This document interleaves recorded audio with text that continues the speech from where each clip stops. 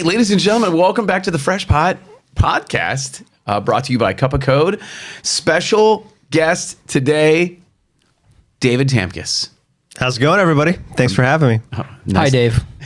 Hi, Tim. It's nice to have you here today. David, we have an interesting topic. We want to know, other than your beautiful locks, why do people choose your business, Cup of Code, other businesses? What's the reasoning behind why someone would go out of their way to spend their hard-earned money to give it to you or to give it to Cup of Code to help grow their business? And that'll be our exciting topic for the day. Great. You want me to jump right into it? Yeah, you want All to? right. Dive in. Well, I would say for me, I think reputation of results probably plays the biggest factor. With my 25 years of experience in graphic design, people know that if they need a logo or something graphic designed, that I'm the guy who can bring the results they're looking for. When it comes to hand-painted signs, it's the same thing. I mean, people see those signs out and about, and I know people come up to me or come up to other folks and say, "Who did that sign?" So that's how I get my business. Nick. Thanks for the intro, fellas. So, There's Nick too. yeah, hey. So today we'll be discussing what they just talked about. We're going to go through some expert questions and answers where you guys get to talk a little bit longer than, not too long. Norm. Me? I have some questions too about this topic. Okay, well, you should have put them on the paper before we started. Nope. Anyways, after that, we'll be doing hot take questions where you have 5 to 10 seconds to answer. Dave, we get 15 to 20. Perfect.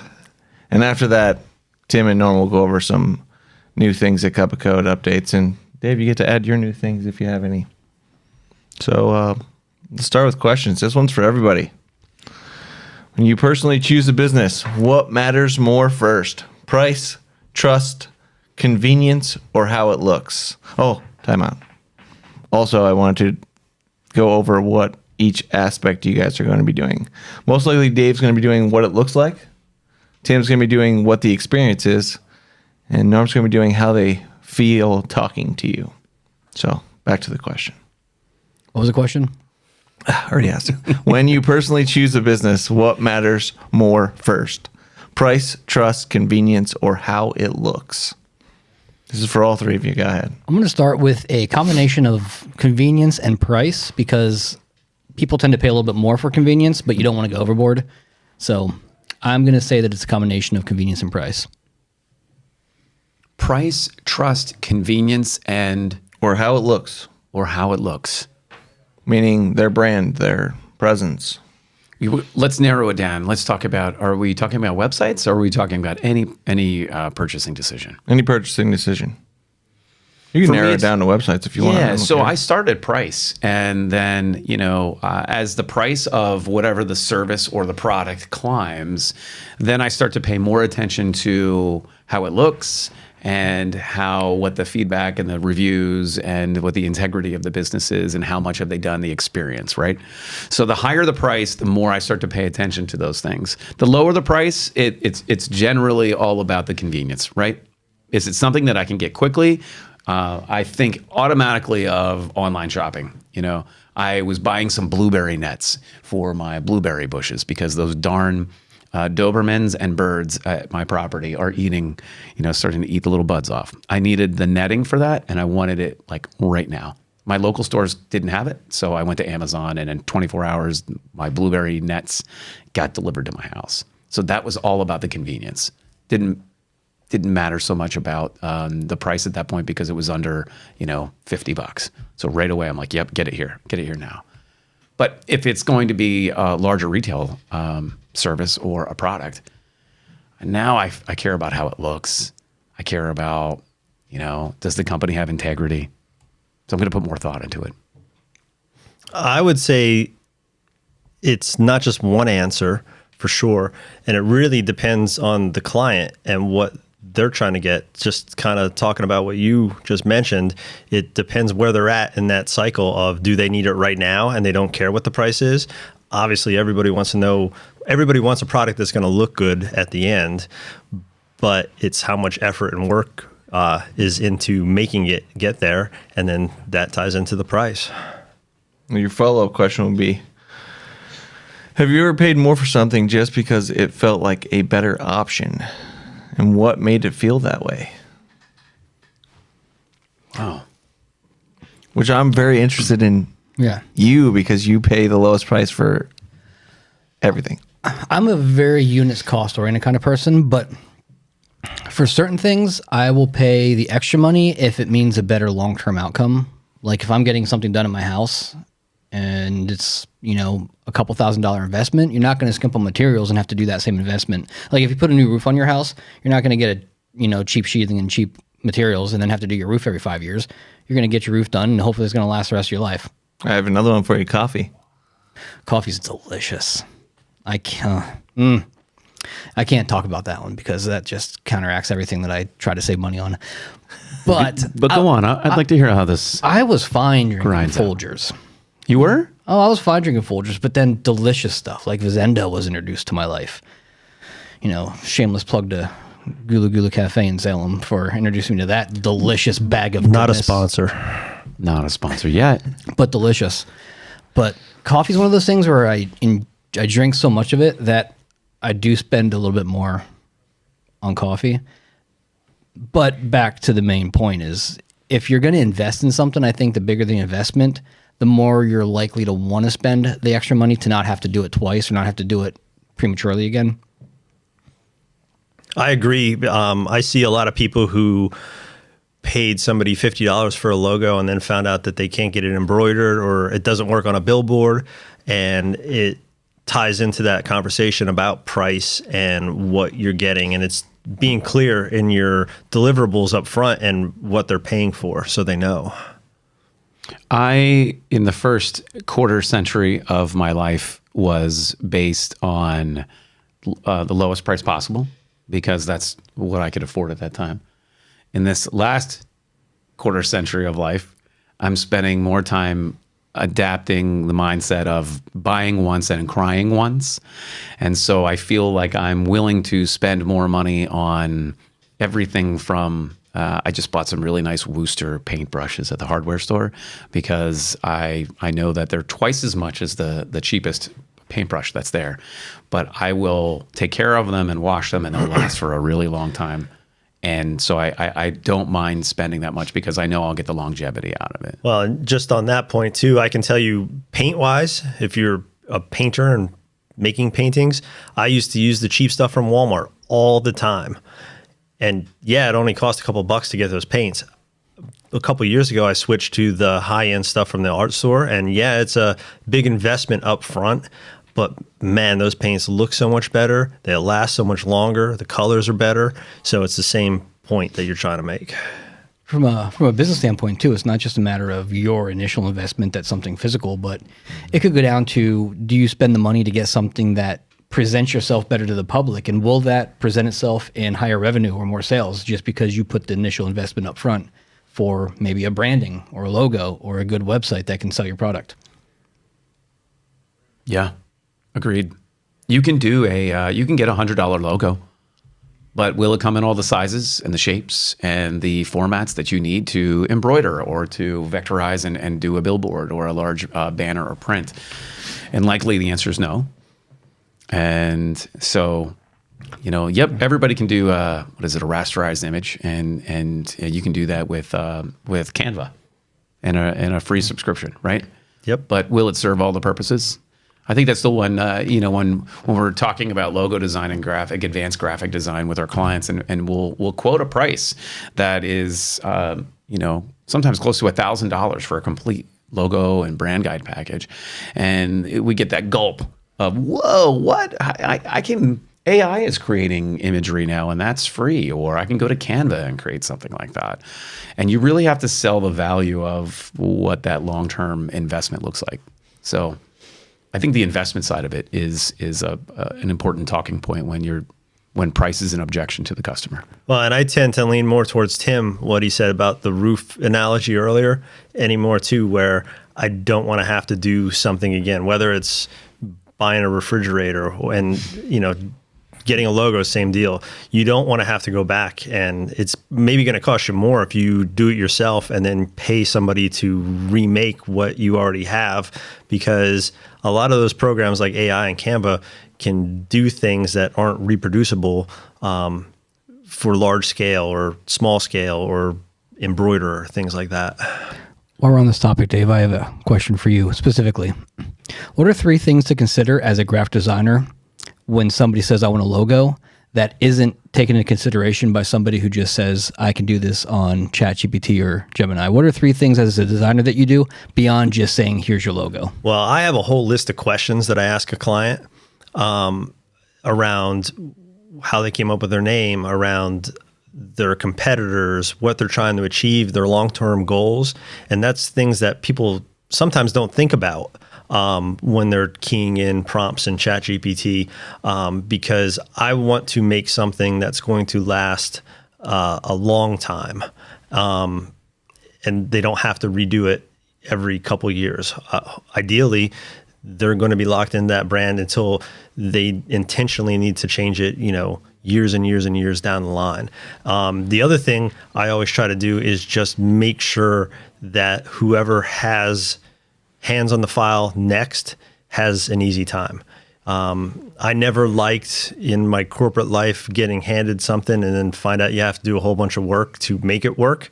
So my mantra is to kind of make sure that the next person has an easy time who's going to deal with that stuff.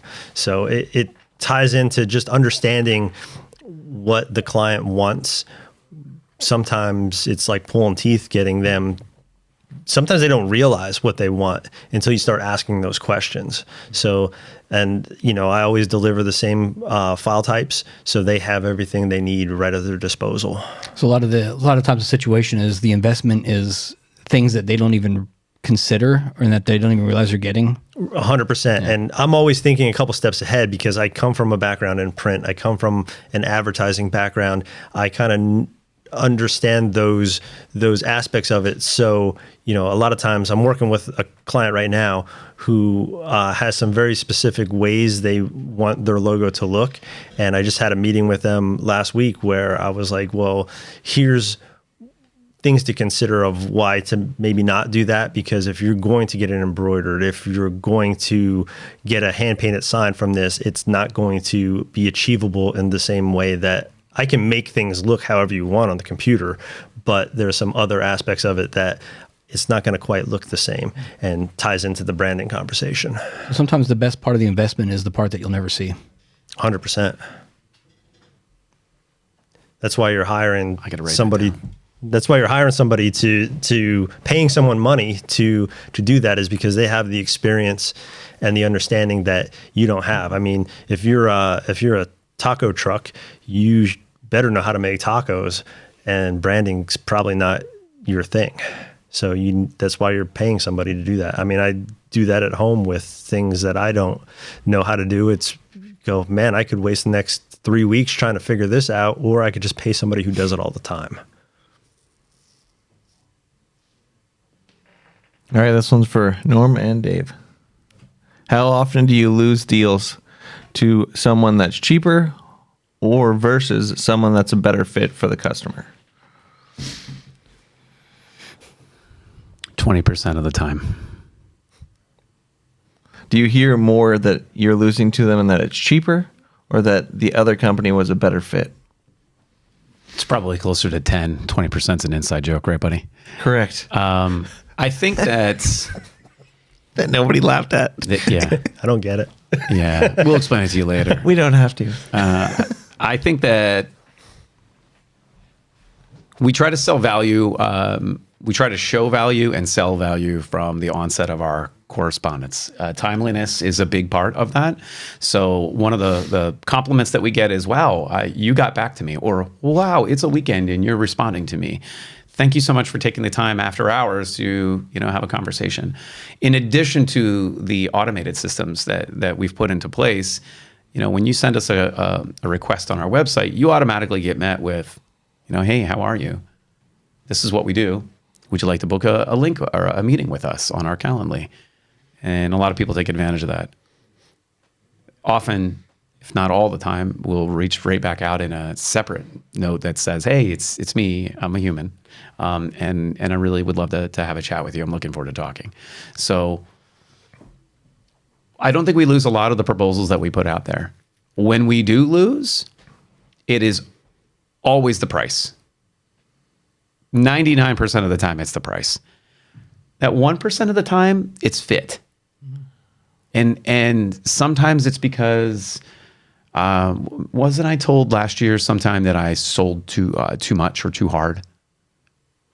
Sometime, yeah, I think it was more along the lines of, it was a very high-tailored corporate approach to a company that just wanted something now. Yeah. So I may have oversold it to that customer. Yeah.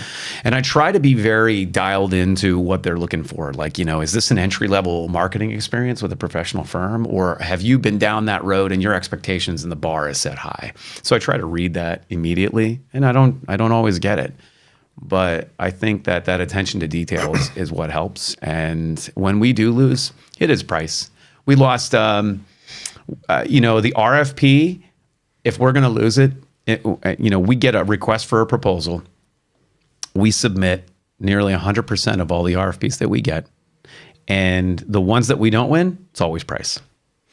One thing to touch back on your sales tactic comment before is we built a process to help with that too. So we have a whole system now that we built where you'll be met with an email that gets some discovery information, but also kind of teaches us how to set our tone communicating with you to give you the best experience. It has nothing to do with what we do on our end. It's just letting us know how you prefer to be communicated with. And that really helps make sure that you have the right fit, because sometimes you might not be the right fit to continue the communication. Somebody might need somebody like Nick or myself who can sit there and say 5 words and be fine with it and seal the deal. So we're trying to put systems in place to really help offset the how customers prefer to be communicated with. Yeah, that's after they've already said yes. Mm-hmm. And then we have this system in place that says, "Hey, what do you prefer?" Mm-hmm. Because we want to keep them, right? Selling isn't the easiest part of the whole sales process, but it's important. Yeah. And we want to give them a good experience. Yeah. We want to keep the customer as long as we can. Attrition is our enemy, that turnover, that churn. We don't want to lose customers. So how can we tailor everything, like the system that you both built, to say, how do you like to be communicated with? Do you want this done now and short and abrupt and quick and let's get her done? Hey, I want it yesterday. Or hold my hand a little bit. As far as me, I'd say price is probably the biggest one as well. I'm sure I probably lost to some other places, but I can't recall any that somebody's come back to me and said, "No, we're going to go with this person, not you." The biggest conversation I have with everyone is around the price. Some people don't realize how much work is into it to get you what you need as far as a logo, and they just don't have the budget for it. But I did also have a few recently who I gave a price to, and they said, "Yeah, we'll be back. We'll get back with you."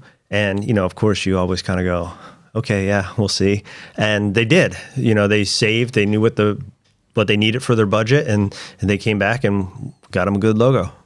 Let me ask you, Dave, when price is an objection, have you ever been able to show your value, walk them through that process, and then successfully bring them to a sale?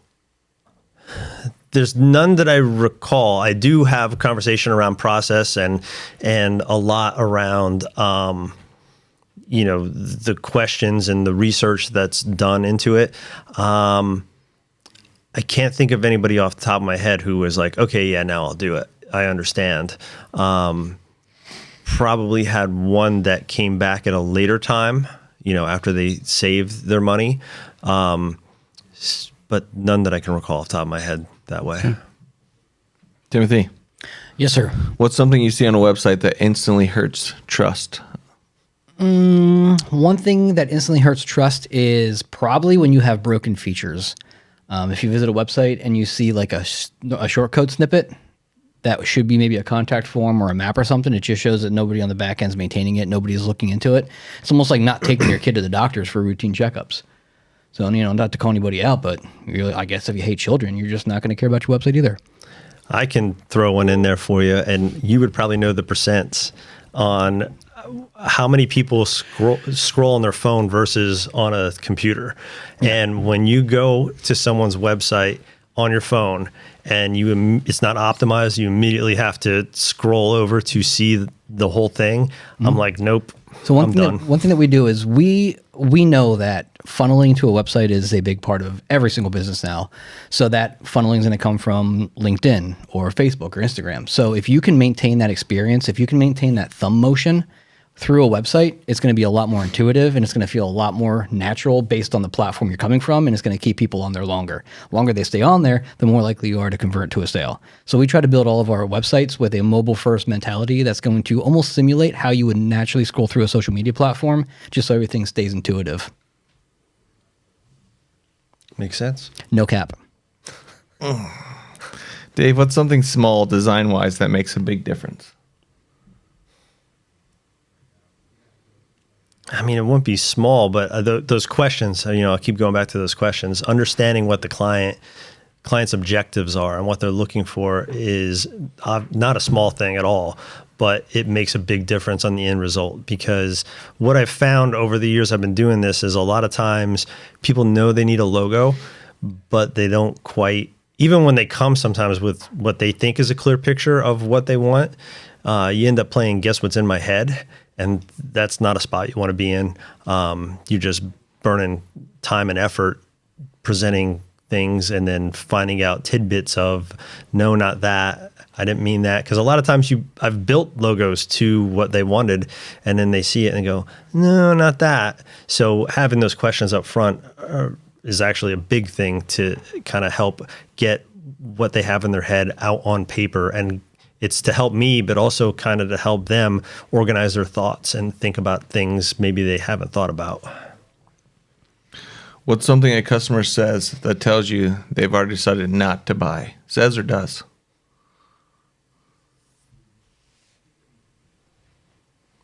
Something a customer says or does that tells me that they are not ready to buy. One, they say, okay, let me have some time. I've got to talk this over with somebody else, whether that's a spouse, a business partner. When they've come to the table to buy, and the conclusion of that conversation doesn't end in a let's get going and let's move forward, there's doubt in their mind. There's an obstacle that they have to get over. And I either haven't done my job in asking the right questions, because we're a solution-based marketing agency.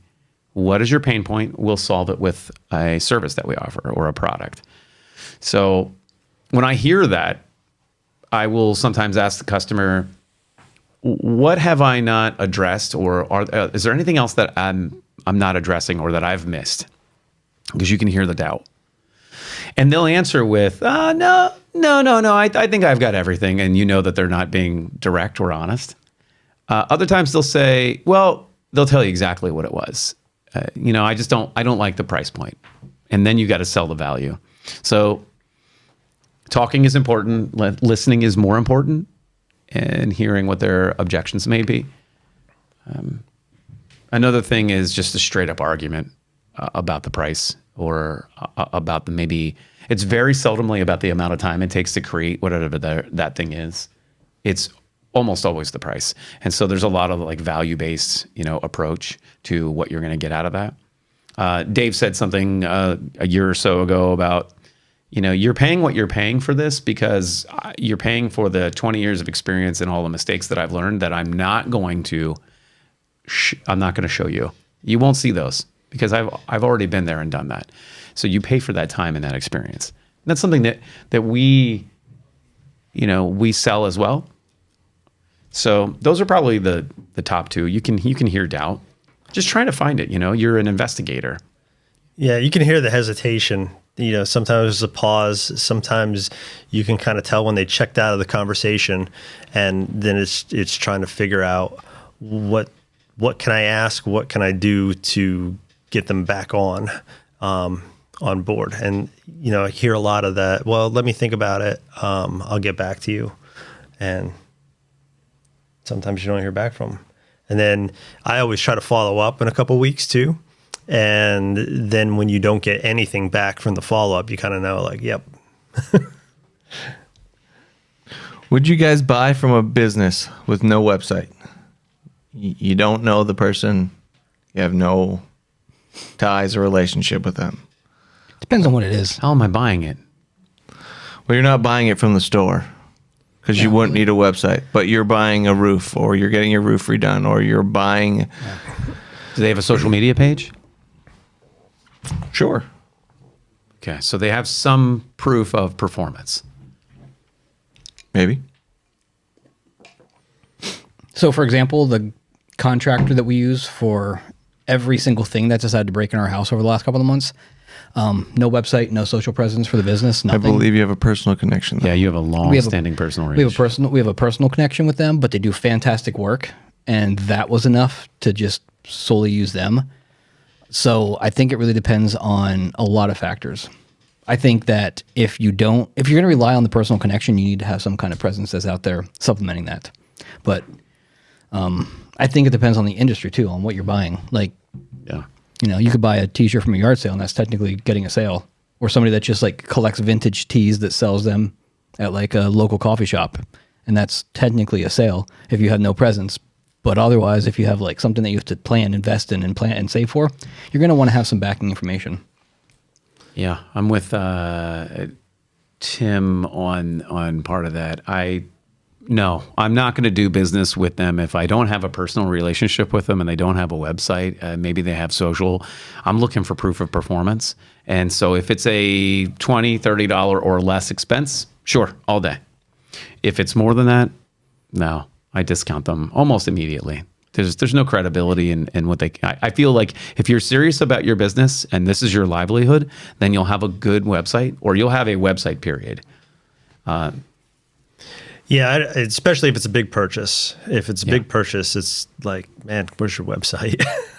But I think even like traveling to a different city and looking for somewhere to eat, I might type into my phone restaurants near me, and you want to look at menus and things. And a lot of times you run into places don't have a website. They may have social media, and then it's just some crummy picture of their menu.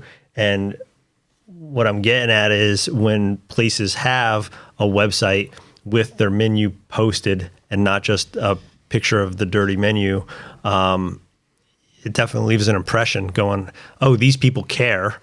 Let's go check it out. Do people notice logos or designs more when it's good or when it's bad? I notice them more when they're bad. I believe all three of you here notice them more when they're bad. Yeah, I'm trained. It's like a shark, looking for blood in the water, because it's a sales opportunity for me. I want to see a bad logo. I want to see a bad website. I want to see a bad billboard, because the sales guy in me wants to reach out and say, hey, I noticed that your logo may be outdated. Wondering if you'd like to have a conversation. And most times, I'm not inserting foot in mouth. Yeah, you know what? It's been that way for the longest time. Or yes, I need to update that website. Other times it's, my wife and I did that together. It's the thing that we cherish most, and it's very important to us. And you'll say, oh my goodness, okay. So sorry about that. However, it's still a terrible website / billboard / logo. I have thoughts about that when you're done. Yeah, please. Go ahead and share them. So to everybody who's out there trying to do their own thing, like, I completely commend you, and that's awesome, and try to figure it out and try to offset your costs as much as possible as a business. But also when you're jumping on these platforms like Wix just to slap together something and call it a website, remember that this is somebody's first impression in your business, and it's going to stick. So while it seems like it's the right thing to do and just say, but at least I have something, is this the impression that you want somebody to remember you by 2 years down the road when now you're much more legitimized and, much cleaner, much more polished, and much more branded? Do you really want to have this history of that being your initial impact to the community? Yeah, I'm case in point on that, because I made my own website years and years ago. I had the time to do it.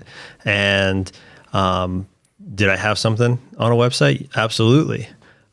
But it didn't represent what I wanted to represent. And then you guys hooked me up with a nice, shiny new website that exemplifies what I want to be and how I want to present myself. So kudos to anybody going out there and doing it themselves, but just remember that this is somebody's first impression of your business.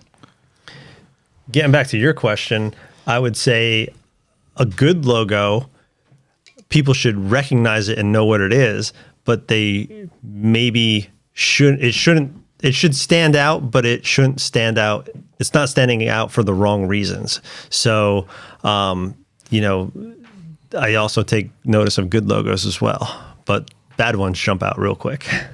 I appreciate a good logo. I've reached out to businesses before just to say, hey, you have a great logo. Like, what are you doing with that? Is there an opportunity to work with each other? Because they get it. If they've got a great logo, it means either they built it or they cared enough to spend money to get it built. And so they know the value of marketing. That's often the prospecting for new clients, watching billboards, listening to the radio every now and then, watching television commercials and saying, oh, well, if they're spending there and they believe in it, they've made an investment. They know the importance of marketing. So let's reach back out to them and see if there's anything else we can help. And probably more important too is how do they execute that logo good in their branding? Because there's a whole bunch of people who have good logos, great logos, but they're all over the place in their branding. And it takes away from the great logo. All right, we're shifting. Oh, is it to the... Hot takes. Oh, I thought it was the dad joke of the day. Nope, we don't have that. Nobody wants that. I have it right here. What do you get when you cross a crab with a cheetah? I don't know, but if it ever gets loosed, things are going sideways fast. God, I hate when I laugh at your jokes.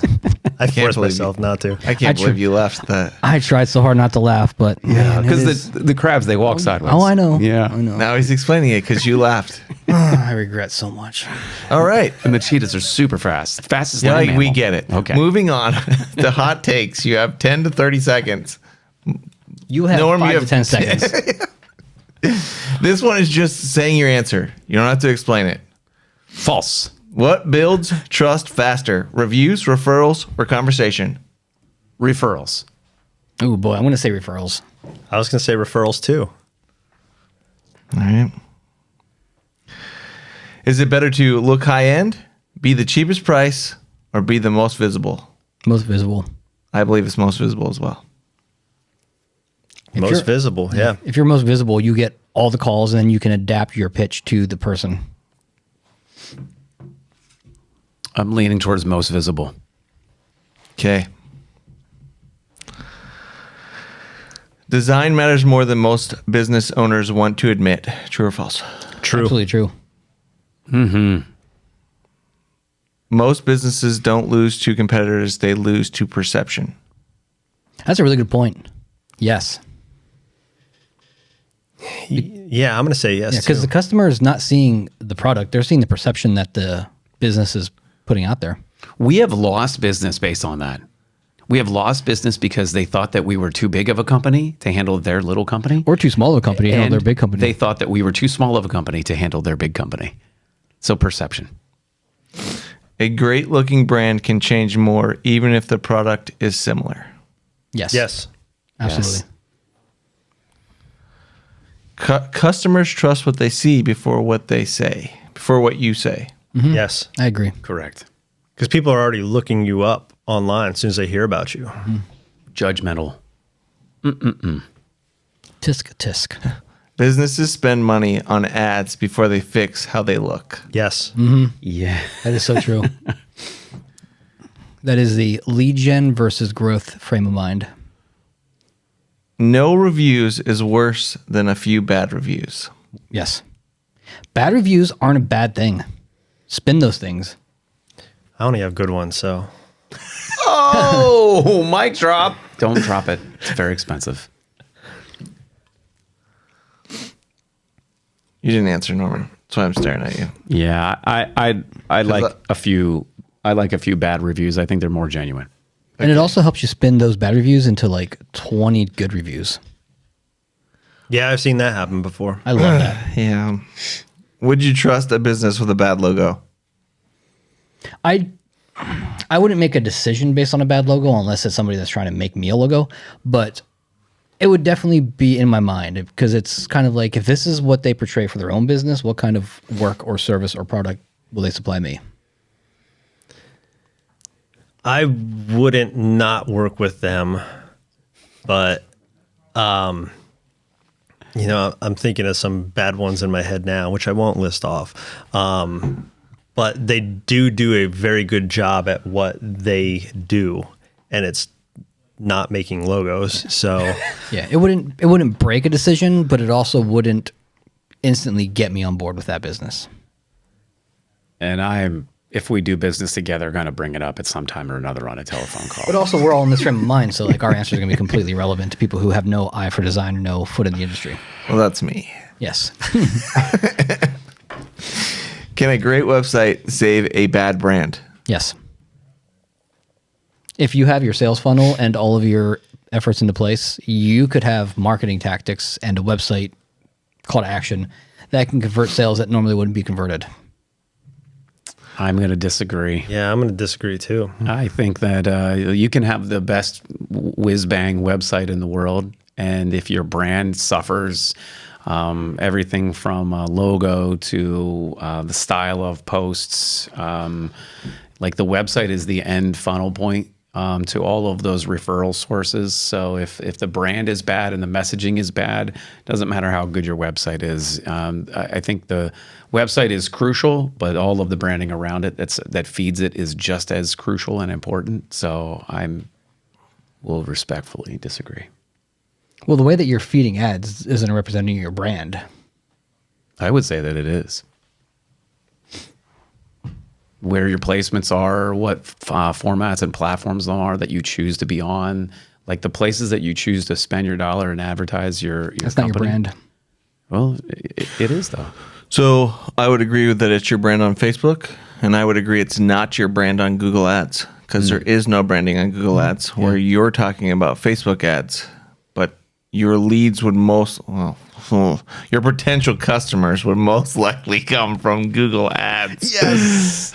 Yeah, if you have bad branding, you're not going to be plastering yourself on social media. You're going to be doing a ClickFunnels that's going to be hitting keywords and targeting people that way through different non-visual ad placements right to your website, which a great website then is going to convert those into the reaction sales. That'll be your business. But if you have a bad brand, does that also mean you have a bad reputation? Why is your... Can you? I want to say yes, but I don't want to knee jerk that quickly. Like, do you have an example that you're thinking of? I don't. Okay. What's a bad brand? Is there anything out there that we're comfortable? So what talking makes about? it considered a bad brand? Yeah, it's all Is that the perception. reputation that makes it a bad brand? Yeah, it's subjective, right? Yeah. I'm trying to think you, of that. you talk to people right now, and X is the worst brand on the face of the earth. But is that because of the owner or because of the actual brand, which means reputation? I think the brand is built based on the content that you support, you create, and then the content that you support with an ad spend. So if you're willing to make this thing and then spend it, put it out there, that tells your brand story quite a bit, based on everything from how the logo looks and the feel of it and the colors of it and how you communicate it. So, boy, we can chase our tail on this one. Correct. So if you're looking at a bad brand as just the design element of it, then I believe the website probably could save it. But if you're looking at a brand as the reputation and how people perceive you, I do not believe the website can save it. That's my opinion. I am aligned in that thought process. I concur. I concur. A fast, simple site will outperform a complex, cool one. Straight up performance, it'll outperform it depending on what you consider performance. You can consider performance basic, like strictly speed and load time, or do you consider it the performing of converting a browser to a customer? B. Then Again, depends on the industry because we built some super flashy websites for customers to sell something with a $3 unit cost, and we build excessively simple websites for customers that do $30,000 projects. So I think that there's a place for flash when needed, but it should be the icing on the cake and not the reason for the site. The better marketing often beats the better business. Yes, 100%. Yeah. I don't know. Yeah. Great business with no marketing or poor marketing will not perform as well as. Bad business with great marketing could easily overstep their capabilities and just not do anything. Yeah, but they get the sale. And then that customer finds out after they've bought that it was a poor decision. And word of mouth travels a lot faster than paid advertising. Yeah. If you're localized, yeah, it sure does. Yeah, if you're like service area based, Yeah. you're screwed. Yeah. Excuse me a second, Tim. Do you? Is that a critter? How are you 70 years old and spot that? What was it? It was a great Pyrenees hair. Maybe that's just a gray hair on that head that fell out. Oh, no. He doesn't have that many grays. The chin. People trust visual faster than words.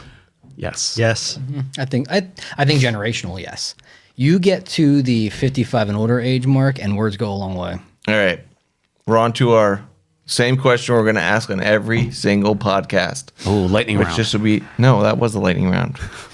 Jeez, stay focused. That wasn't a lightning round. No, it sure wasn't. What do we have going on? No, you mess up all of the rounds. Listen, what's one thing businesses should start doing this month? Do you remember that question from last month? Oh, yeah. So the only person that didn't answer it last month would be Dave, but everybody is answering it every month. So what's one thing businesses should start doing this month? You want me to start? Yeah, go ahead. I would say, just based on my recent experience, is post a short video every day on your social media.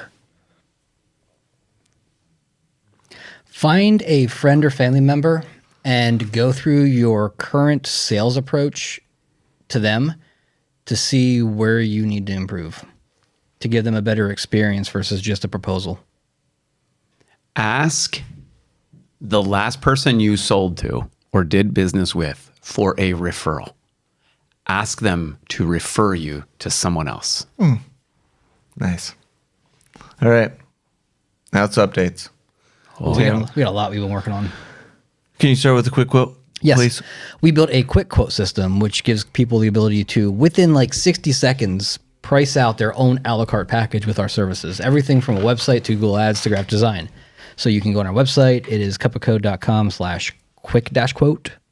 And you can either select a pre-made package or you can piece together your own and get right to your inbox, Zoom, an estimate on our services, which then we will see. We will make changes if we think that your business has recommendations, and that's the beginning of the process for you. And then from there, we built it to automatically feed into our CRM, and everything is automated from there on out so that you will receive all the notifications and alerts and reminders, and it's just a super seamless process that helps us make sure that we can give you the information you need as quickly as possible. In the time Tim talked, you could have a quote Yes. in your hands. Don't believe us? Buy something and see for yourself.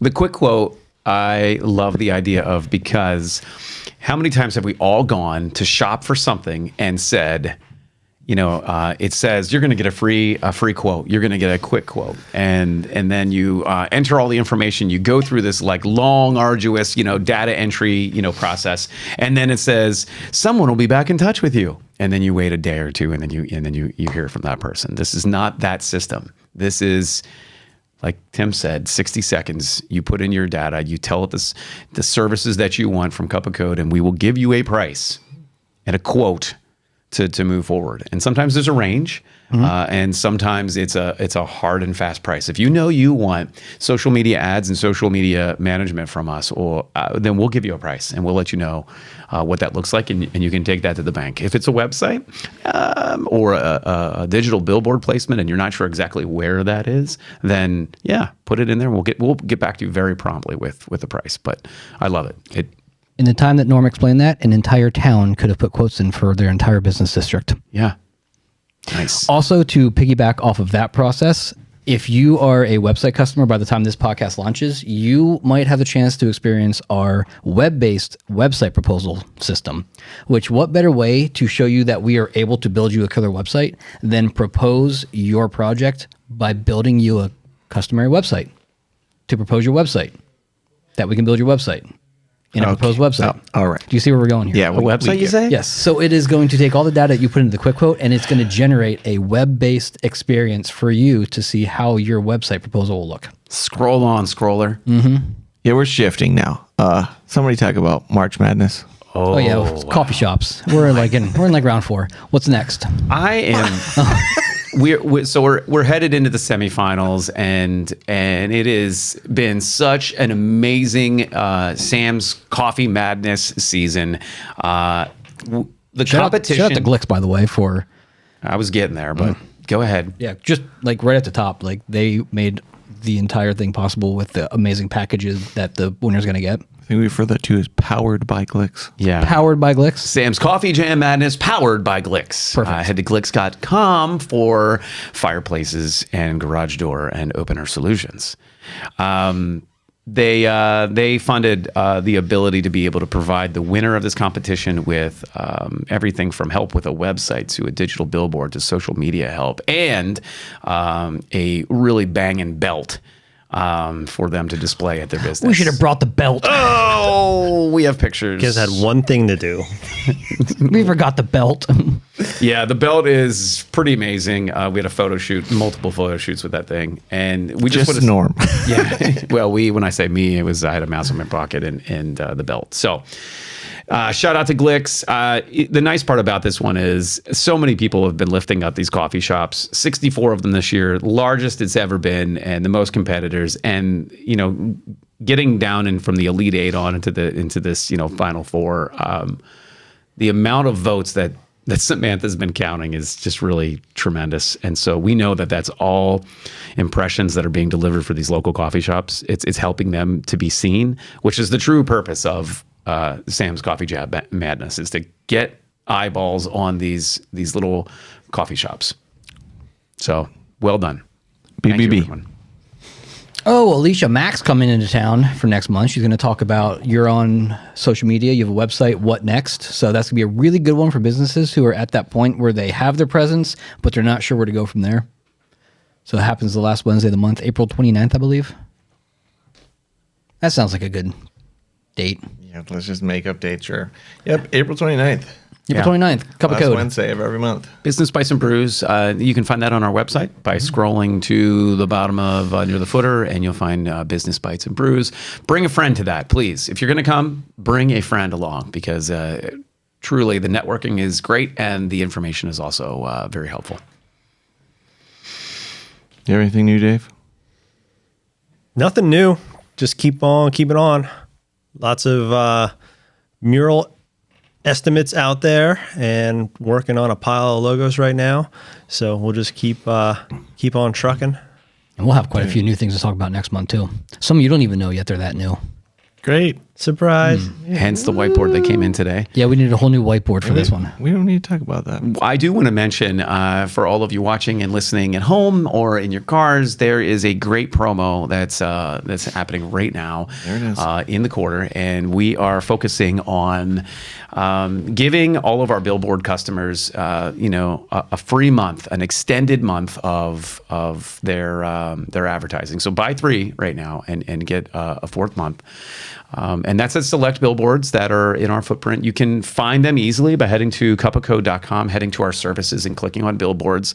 Tim built a nice little feature on there that will show you where our billboard locations are. So whether you're in Pennsylvania and you're looking in the Harrisburg market, or State College, Luzerne, Williamsport, in Selinsgrove, Shamokin Dam area, or you are looking on the coastline of North Carolina in Wilmington or in Sneads Ferry. No Luzerne, and it's new purchases only. Yes, it is. Right. And Luzerne- that's with the billboard thing that we build on our website. That's also something that people don't know about, is like, we don't have to build just websites that the customers see. Like, we have a lot of SaaS solutions, like software as a service. Oh, we're sassy. Oh yeah. So we don't advertise it too much, but if you need anything for your business that's internal, like, we have solutions. I think that's what the whiteboard's for. That's part of it. Yeah. I got ideas. Yeah. All right. Now's the worst part of our podcast. Take us home, Norm. Oh, okay. I was just going to say something about Sassy again. Do we want to do another dad joke real quick before we? We don't, but I think you do. No, Okay, we're just at let me- 50 minutes and this poor I guy know, but I feel like it's producing a- this. Poor Luke. He's just Poor Luke's back Sorry, there. Luke. Sorry. All right, here it is. It's been a rough hour. So let's take it out with this one. And it's about this guy. He walks into a zoo. Right, Dave? Yep. There's only one animal there. It's a dog. It's a real Shih Tzu. Tim. Not laughing. Ladies and gentlemen, thank you so much for tuning into the Fresh Pod Podcast. And stay tuned for more dad jokes coming up next month. We don't have to. Bye. Bye. Bye.